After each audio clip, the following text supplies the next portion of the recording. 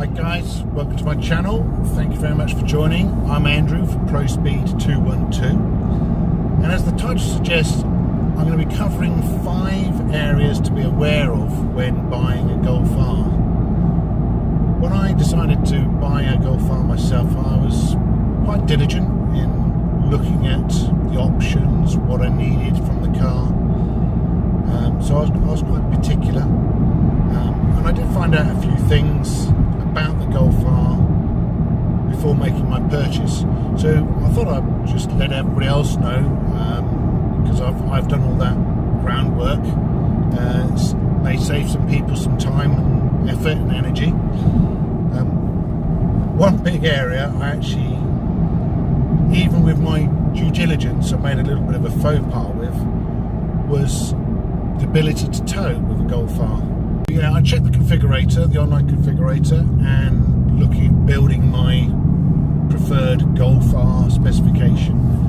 And detachable tow bar was an option on there, so I ticked that and it allowed it and everything was fine. So I thought that was all good. However, you can have a tow bar on the Golf R. You can't actually tow with it. It's essentially for putting a bike rack on. The Golf R has not been homologated for towing, which is a little bit of a bind for me because I wanted the estate car, which I have the Golf R estate, and I wanted the ability to tow. Because I race a car, I thought, fantastic, ticks all the boxes. I'll have the speed, I'll have the DSG box, and I'll be able to tow as well, and I have the estate car, so I can put a lot of my gear in the back of the car for when I go racing. Alas, that was not the case. Because the car's not been homologated, you cannot actually legally tow in the UK with a Golf R. I have seen a couple of forums where someone has said they've contacted their insurance company, and the insurance company said it was okay, and apparently it actually reduced the premium by £9. But I'm not 100% sure if that is quite right. You've got to be a little bit careful with some of these online forums. So rather than take that risk, I decided at the end of the day, because I've got an old BMW 320 estate car, which, to be fair, is probably better because it's old. I don't worry about sticking all my gear in the back of it. So I've kept that for doing my towing when I tow my race car. So that's point number 1. So just be careful if you're thinking of getting a Golf estate or a Golf R and you want to tow with it. It's not been homologated in the UK for towing. Point 2, keyless go. My car doesn't have keyless go. It's got standard. I stick a key in the ignition barrel and turn the key, which is no major issue. And some people say, oh, I've got no keyless go or no start button. However, doing a bit of checking, I have seen that the keyless go cars are far more susceptible to being stolen. The thieves use their digital gizmos to make the car start, which you can't do with a proper ignition barrel and key. So that's something to be aware of if you're looking at getting a Golf R and it's got keyless go. If you're looking at a second-hand one, just be careful of the fact that it is probably more easy to steal that car. So maybe having a crook lock on the steering column or keeping it garaged or something. That's just another area to be aware of on the Golf R. And point 3, having a DSG box or a manual gearbox. The DSG box is far more desirable second hand. So it's better to have the DSG. Now some of you may think, oh, I don't want an automatic, but the DSG isn't really, well, it's kind of best of both worlds. It's actually 2 manual gearboxes mated together. So it is like a manual gearbox. It changes gear as quickly as a manual. In fact, it changes quicker than a manual gearbox because the next gear is ready in place for the change. That's why it's so quick. That's why the 0 to 60 time of a DSG is 4.6 seconds and the 0 to 60 of a manual gearbox is 5.1, because you're having to spend time changing the gears, actually moving the gear lever. You don't have to do that with DSG. So better off going for the DSG box. It is a very, very versatile gearbox. Fantastic to drive, it's relaxing. You can use it in full auto mode, or you can use the paddles to change the gears. Makes it a much more sportier feel as well, having the DSG with the paddles as opposed to a lever. So that's another area to be aware of. Just be a little bit careful of a manual gearbox car. They are still desirable, and you won't have a problem selling a manual gearbox Golf, but the DSG is far more desirable, so it will sell much quicker than a manual gearbox version. So we've covered the towing, we've covered the keyless go, and we've covered the DSG box. And the next area, and it's kind of more of a personal preference, a personal choice, but I think it does have a bit of a bearing on how the car looks, and that's the seat material, whether to have the leather or the standard Alcantara and cloth.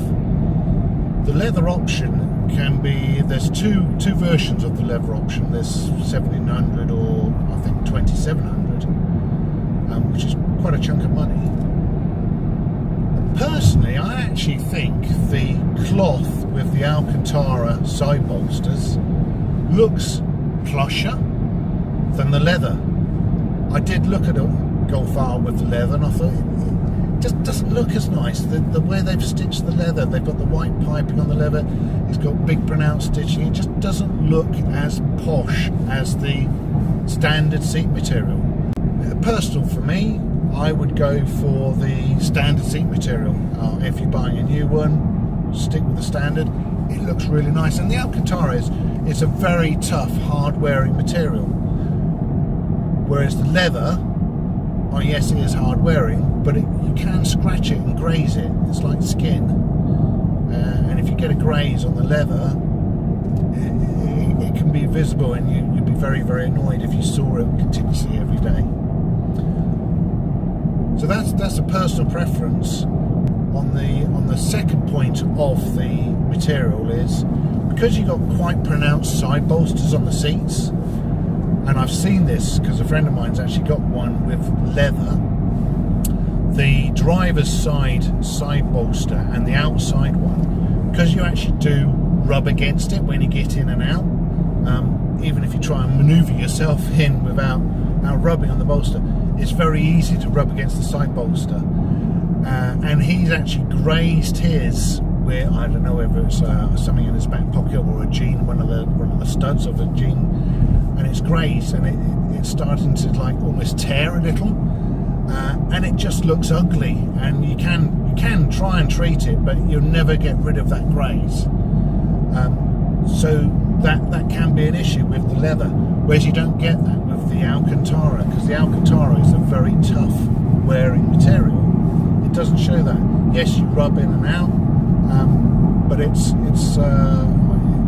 because of the way the Alcantara is, like almost like I don't know, crushed velvet, where you can rub it one way, it almost shows a different colour, and you rub it the other way. With the Alcantara, it does that. It's a nice material. So just be aware, if you're looking at a Golf R which does have the leather, check that bolster on the driver's side, the outer one, just to make sure it's not going to grazes or starting to show its wear.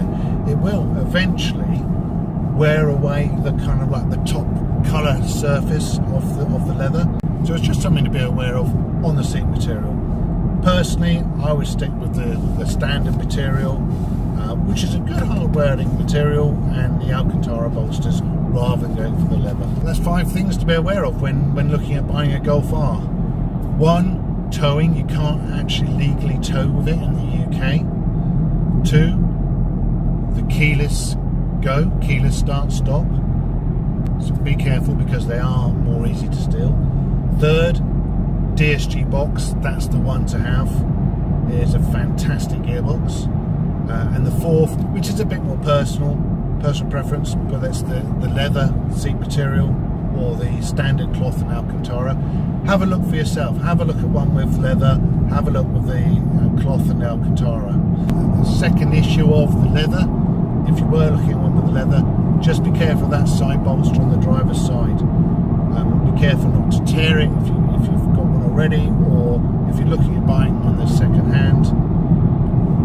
Give it a good inspection, just make sure it's got no grazes or anything there, because that will get worse and worse. So that's it, 5 things to be aware of when buying a Golf R. Thank you for watching. I hope that you found that intuitive. I hope you enjoyed the video. If you did enjoy the video, please give it a thumbs up. And if you haven't subscribed already, please do subscribe. Many more videos to come. Reviews of cars. I'll be doing some more areas of my Golf R. And I have other vehicles that I use and drive that I'll be covering as well. So please do subscribe. And have a great night.